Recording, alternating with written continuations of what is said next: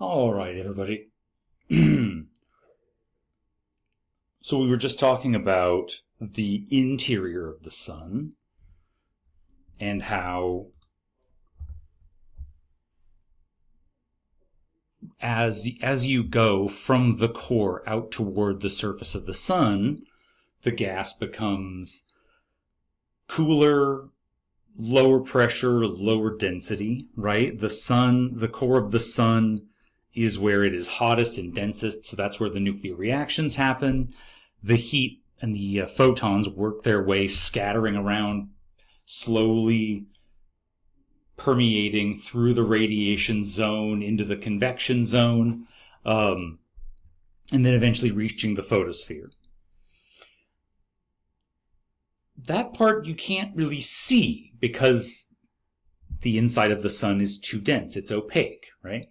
But once you get up above the photosphere into all these outer layers, that's visible to us. We can study that directly, right?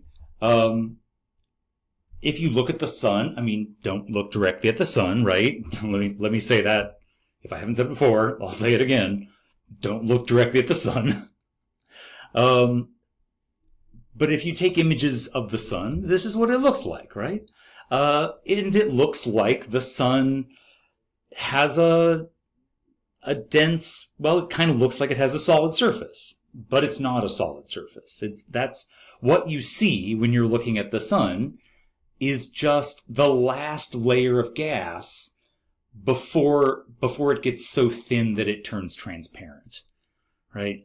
The photosphere is the last layer where the gas is so dense that it's opaque. And then the light scatters off that layer, and it finds that the layer right on top of that is so thin that it's transparent, and the light can shine out through it for us to look at, right? This is the light that we're getting from the sun, the light that is emitted off of that photosphere.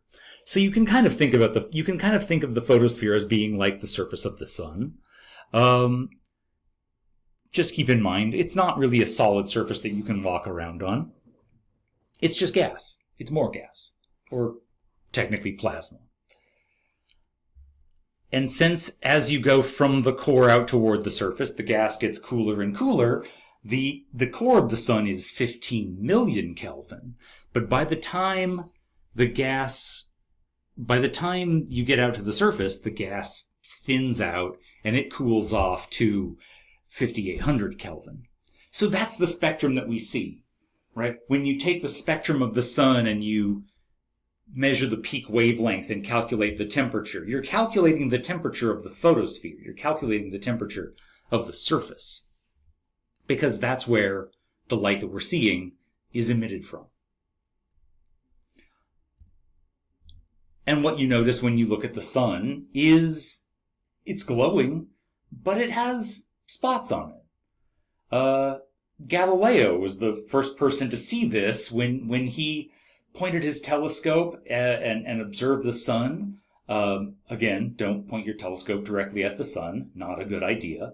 But even if you could look at the sun, you probably wouldn't see the sunspots with the naked eye because the surface is too bright. The glare of the sun would wash out the sunspots. So how do you take a picture like this?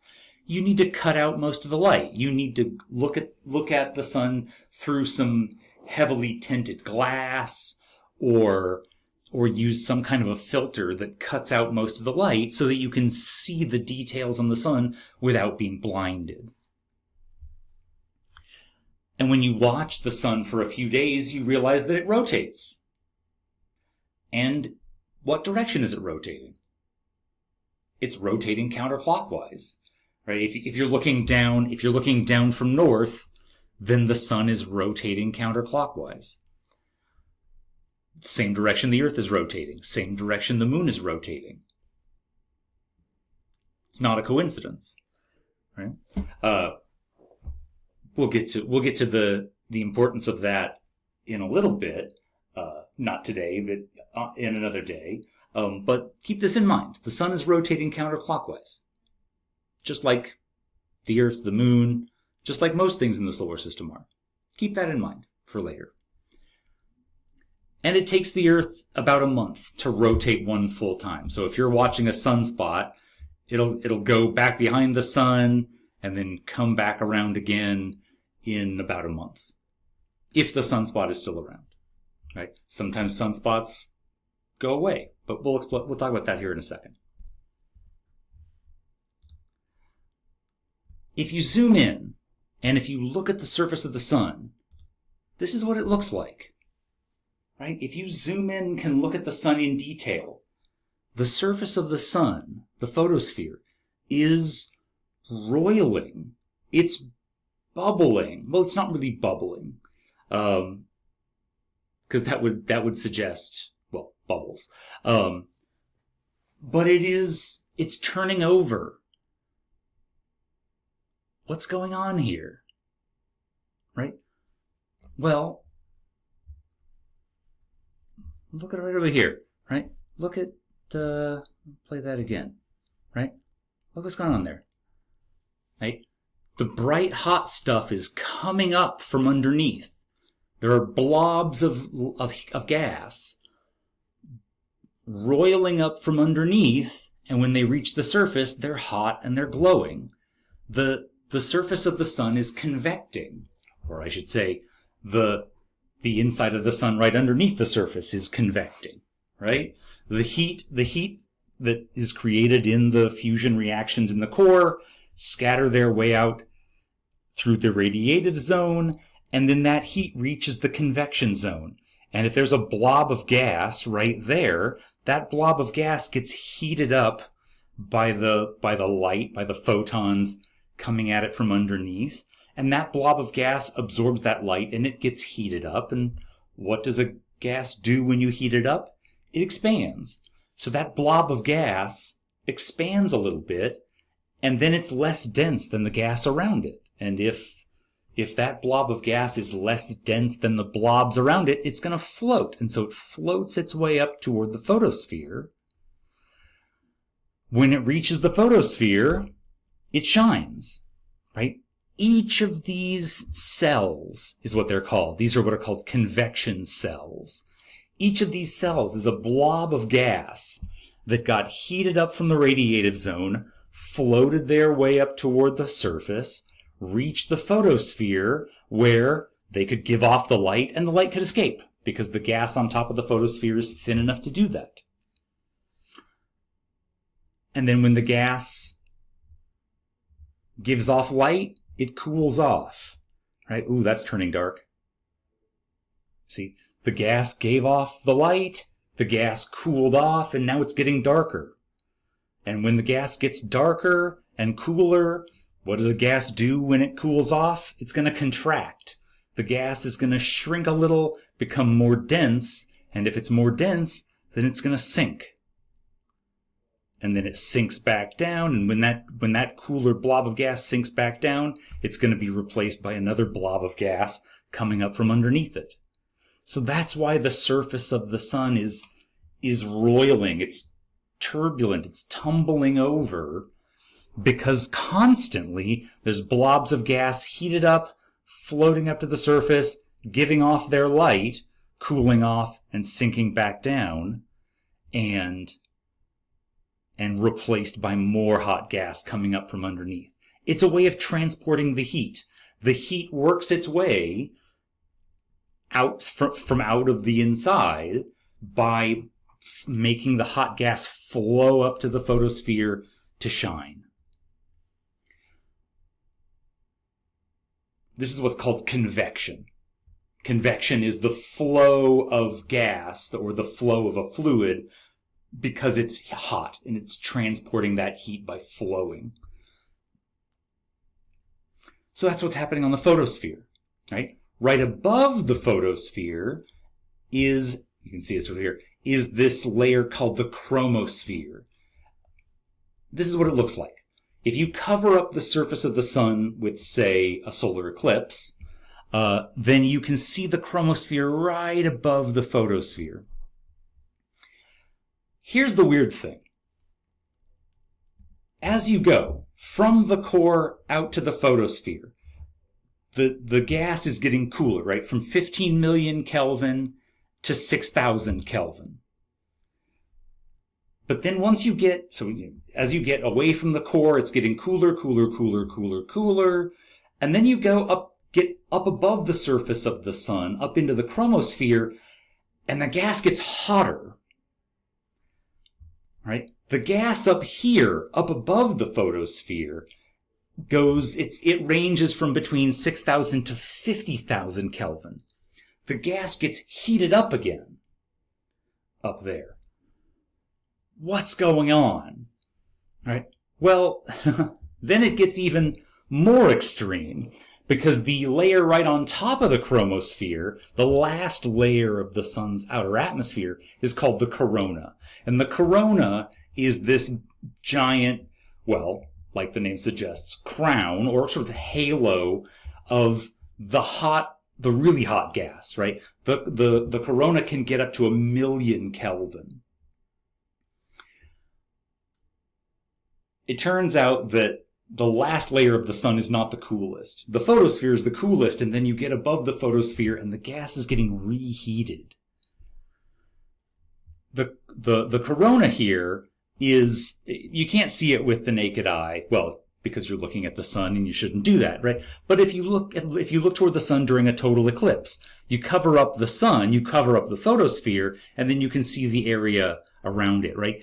That little red speck right there, that's one of these flares and filaments in the chromosphere, and all this white stuff is the corona, right? The corona is big, it's hot, but it's really thin, right? This gas, well, because when you heat up a gas, it expands, and this gas is expanding a lot. This gas is expanding so much that it can escape the sun's gravity. The reason why the corona is there is that this is the gas that's being heated up so much that it can expand, it can pick up speed, and it's streaming away from the sun.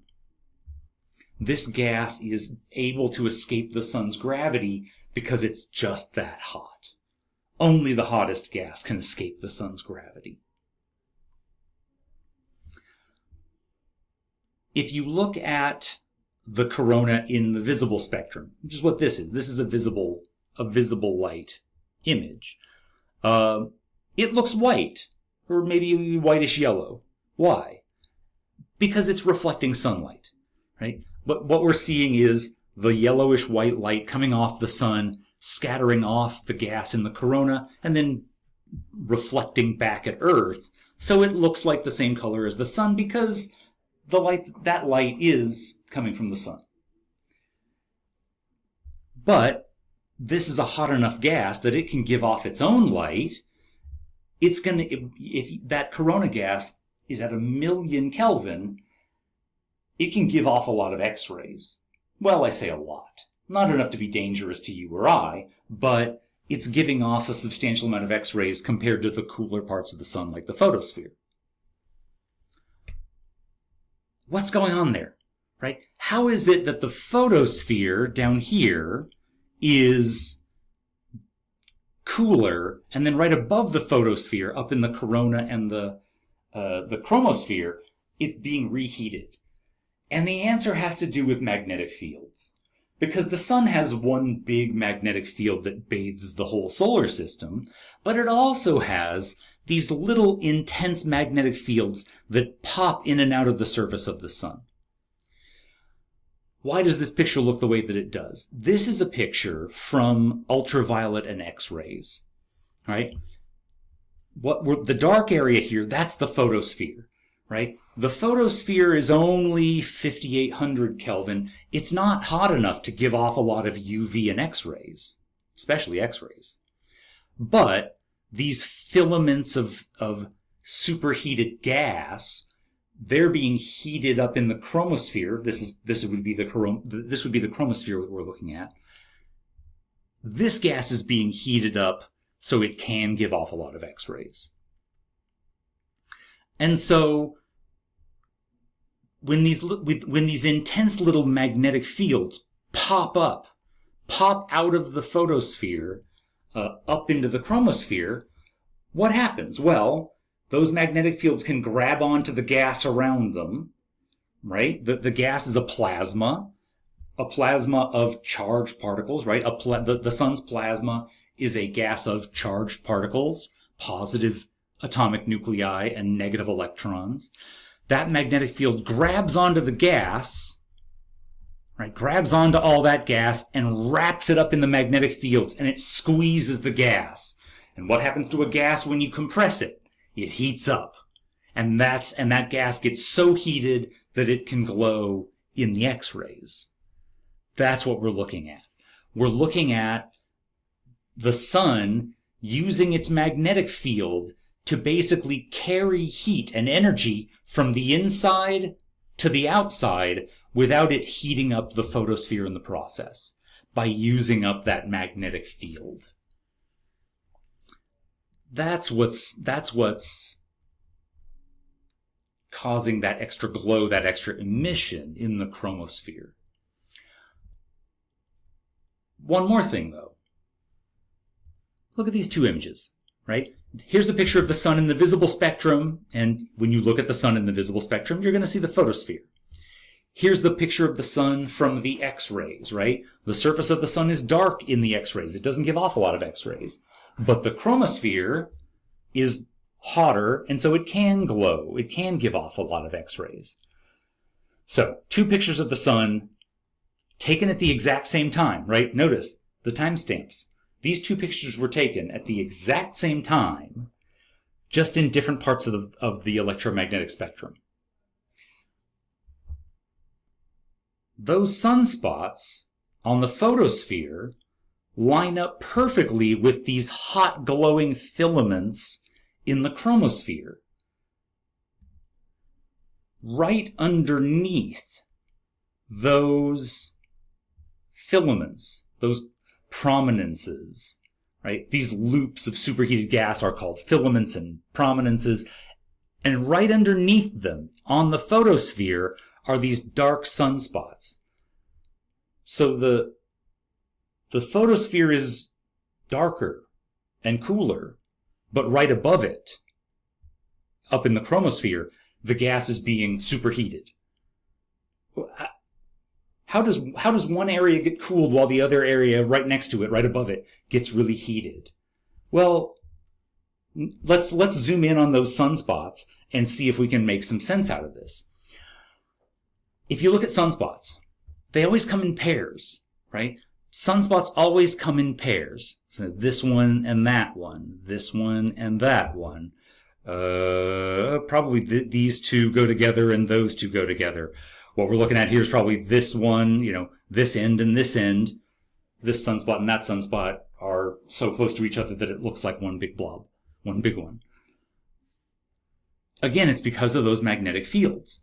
Because magnetic fields always have a north and a south pole, right? And so in this case, we say here's the north pole, and then the magnetic field goes up like this, and then comes down, and here's the south pole. Or maybe here's the north pole, and here's the south pole. It's hard to tell. But, the reason why sunspots come in pairs is exactly because they're underneath these prominences. If you could see this picture of the sun in the visible spectrum, you'd see a sunspot right here and a sunspot right there, lining up just like these do. If you could look at these pictures in the X-ray, you'd see a flare or a prominence coming up like this. So why is it dark? Why are the sunspots dark? Well, let's watch them for a little bit and see what's happening, right? This gas is convecting. These hot cells, these hot blobs of gas are bubbling up to the surface, shining, cooling off, and falling back down. These aren't convecting. This gas is not convecting. It's stuck, right? This gas came up to the surface, cooled off, and it keeps cooling off, right? Over here, when the gas cools off, it sinks. The gas sinks back down into the convection zone and gets replaced by another hot blob from coming up on top of it. This gas is stuck here. That's the solution to the mystery, right? What we're seeing is, here's the convection zone, here's the photosphere. This little magnetic field pops out of the surface, and where the magnetic field penetrates the photosphere, this gas is getting grabbed by the magnetic field. This gas is getting grabbed by the magnetic field, and it can't move. The magnetic field is holding it in place. The gas over here is able to convect, come up, shine, fall back down, come up, shine, fall back down. This gas gave off light. This gas came to the surface, gave off some light, cooled off, but it can't sink. It can't move because it's still trapped by the magnetic field. And so it just sits there, stuck, glowing some more, and cooling off some more, and cooling off some more, and cooling off some more. This is why they look dark. These sunspots are little islands on the surface of the sun that are cooler, right? And when I say cooler, I mean like they're not cold, right? They've cooled off to 4,500 Kelvin or 5,000 Kelvin. They're still hot. They're still as hot as a star, right? These look dark by contrast. The only reason why sunspots look dark is that they're right next to gas that's even hotter. So they're dark by contrast. If you could take this gas and remove it from the sun, it would glow like a star that has a temperature of 4,500 Kelvin. And so they're stuck, right? It can't convect. It can't sink. And so it's just stuck there until eventually what happens is, right, this gas is being slowed down but not stuck entirely. And this gas can convect freely. What'll happen is either this magnetic field will sink back inside the sun, and once the magnetic field sinks back inside the sun, then it releases its grasp on that gas in the sunspot, and then the sunspot can finally sink back down into the surface, be replaced by another blob of hot gas from underneath, and it goes back to being the normal bright surface of the sun. Meanwhile, again, this magnetic field popping up out of the surface is able to grab onto the gas up here, grab onto this gas, wrap it up in the magnetic field, squeeze it, heat it, and it glows in the X-rays. Or the other thing that can happen is that rather than the magnetic field sinking back down, it could explode outward. This magnetic field could build up so much energy that it ejects itself from the surface of the sun and become a solar flare. So all of these things, the sunspots, the prominences in the chromosphere, the reason why the chromosphere and the corona are so hot, solar flares, it's all caused by the magnetic activity of the sun, those intense little magnetic fields popping in and out of the sun. If you count how many sunspots you see on the sun every year, you notice it goes through a cycle, right? Ever since Galileo discovered sunspots, people have been counting how many sunspots happen per year, and they notice that it goes up and down on an 11-year cycle. The sun will be, these spikes here are when the sun is really magnetically active. The sun's magnetic field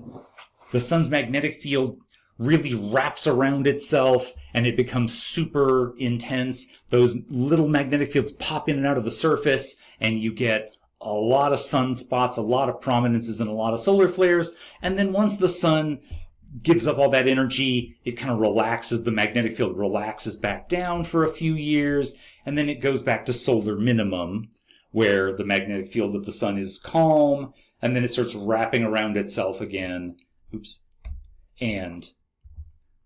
And then the cycle of the sunspots increases again.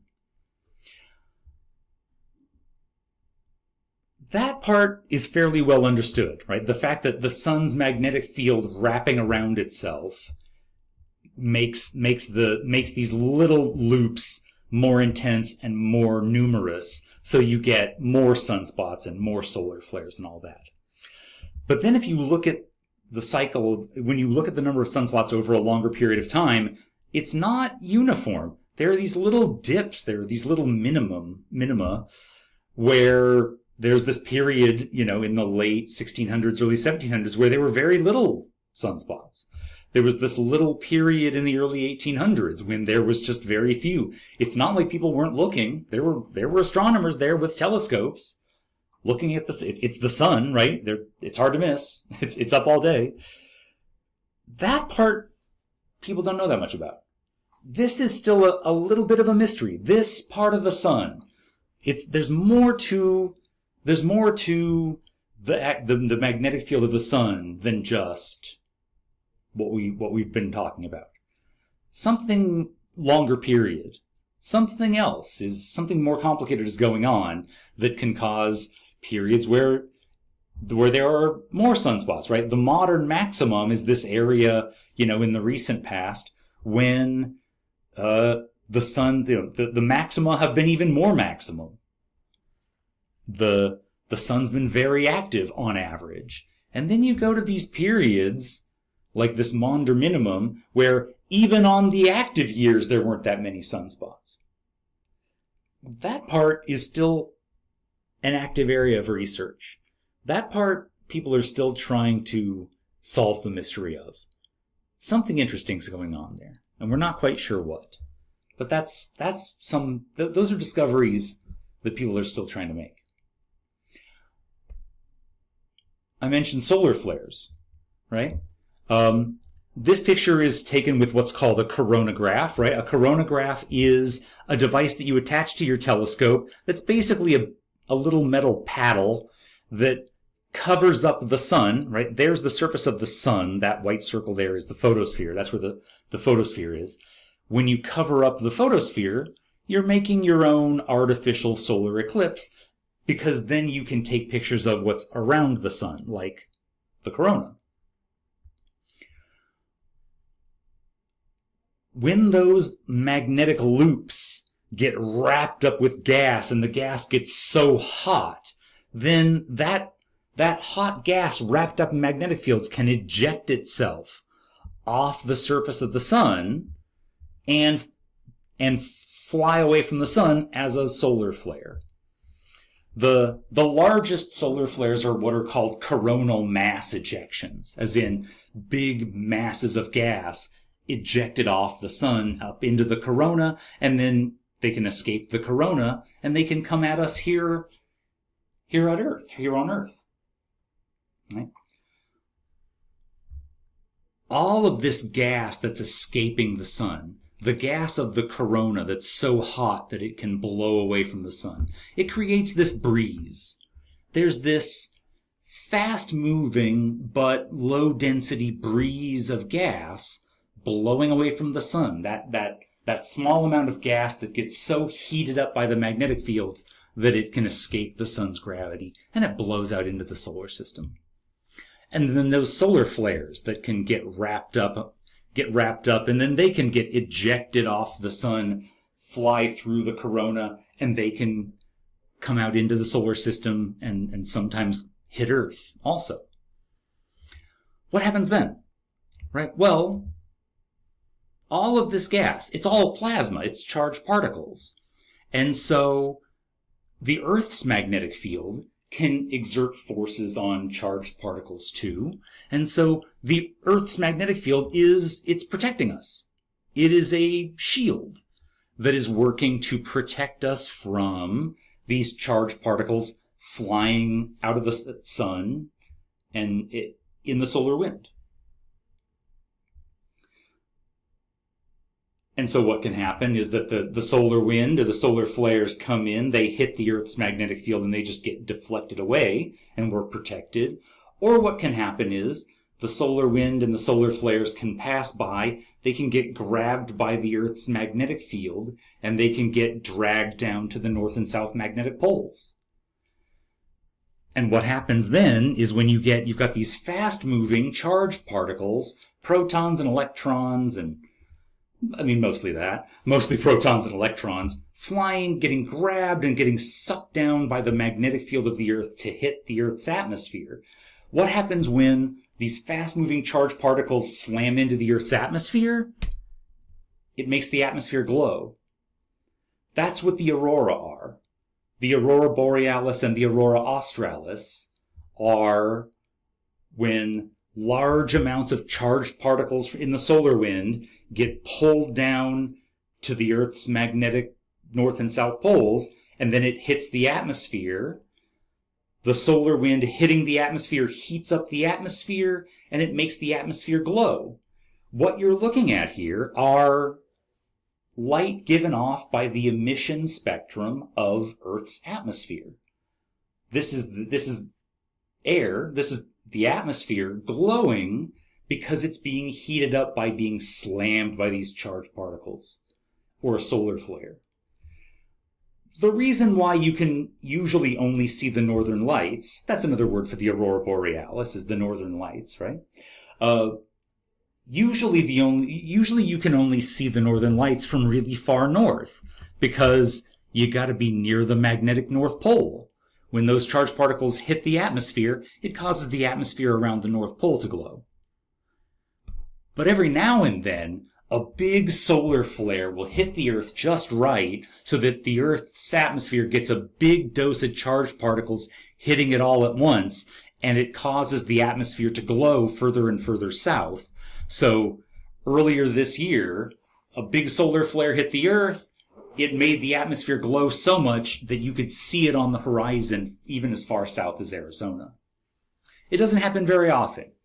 Usually you gotta be further north, but every once in a while, when the sun is near solar maximum, you can see the aurora at lower latitudes. And we are right now we're near solar maximum. During that 11-year cycle, the sun has been very active this year. And so this year we see a lot of sunspots, we get a lot of solar flares, all because the magnetic field of the sun is more active. One more thing. What happens then to the solar wind? Right? The solar wind is this breeze of gas blowing away from the sun, blowing out into the solar system. What happens then? Does it escape? Well, not really. Because out there in interstellar space, there's gas. There is a low-density gas floating out in between the stars. This gas is called the interstellar medium. And when the solar wind blows away from the sun and it starts hitting the interstellar medium, it starts slowing down. And so as this gas blows away from the sun, it's starting to interact with the interstellar gas, and it slows down and it slows down and it slows down until eventually it kind of comes to a standstill. It's really hard to say where the edge of the solar system is because there's not much out there. There's no signpost floating out there in space that says, hey, you've reached the end of the solar system. It's just more space. So how you define the edge of the solar system is just a matter of sort of picking a convenient or picking an interesting place to stop. And one place to stop is either this termination shock or the heliopause. The heliopause is where the termination shock is where the gas starts slowing down.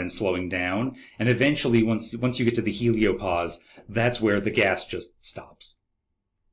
Once you're past the heliopause, then you're out in interstellar space. You've escaped the gas given off by the sun. You've escaped the sun's magnetic field.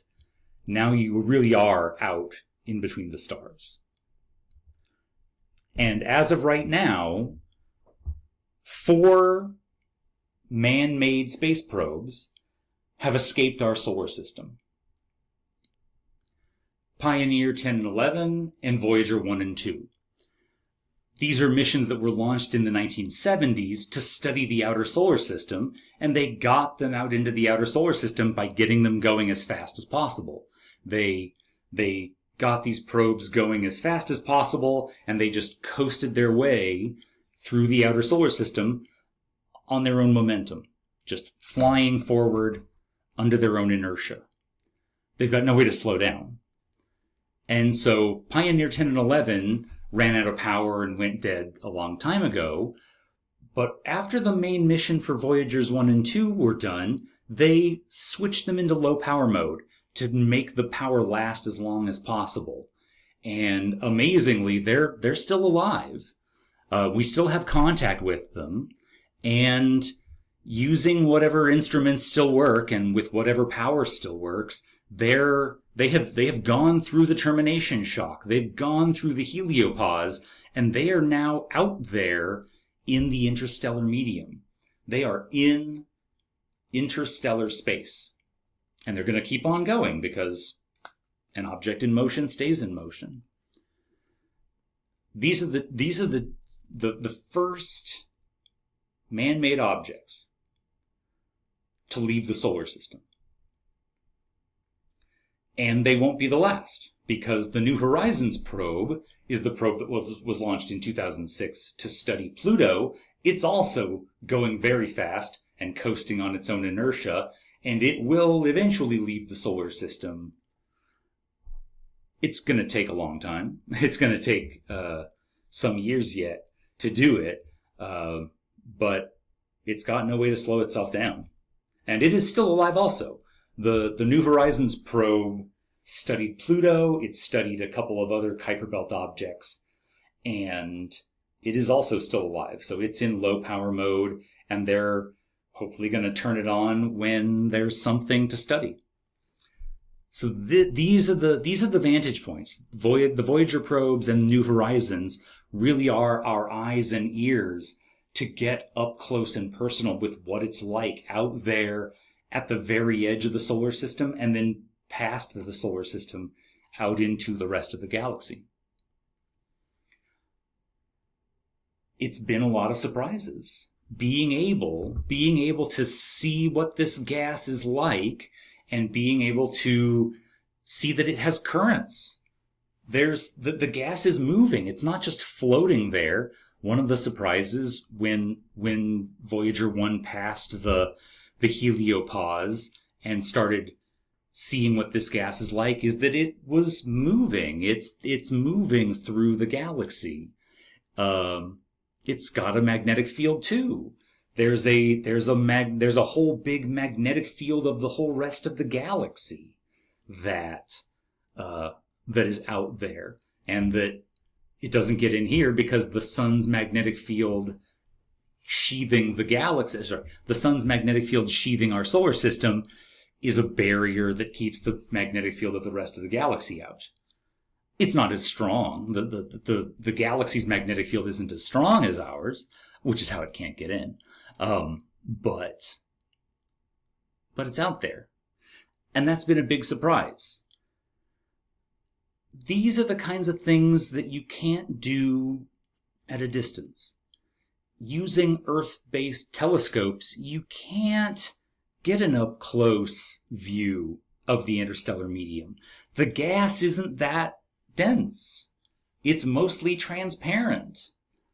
And you're definitely not going to see it moving from all the way over here. And you can't see a magnetic field. You can't see a magnetic field in your telescope. These have been big surprises that the Voyager probes have made. The kinds of things that you can only do when you go out there, when you get outside the solar system and see what the rest of the galaxy's like. It is, well, to borrow a phrase, it is the final frontier, right? This is the frontier beyond the things that we're close to, outside of our own backyard, outside of the solar system that we know and love.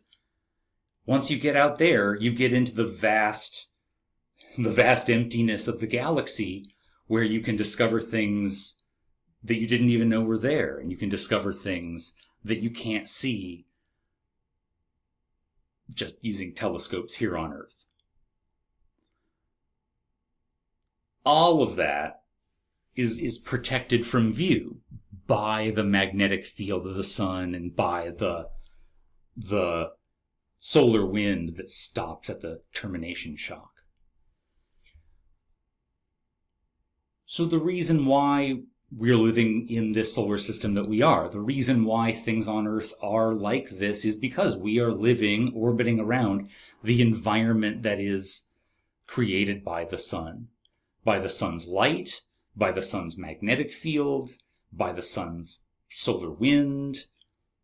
All of those aspects of the sun have affected how our solar system formed, how the planets formed, and they continue to affect how living here in this solar system is today.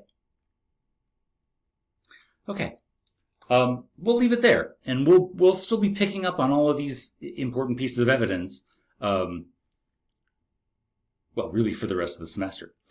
So, have a good day, everybody, and I'll see you in the next topic.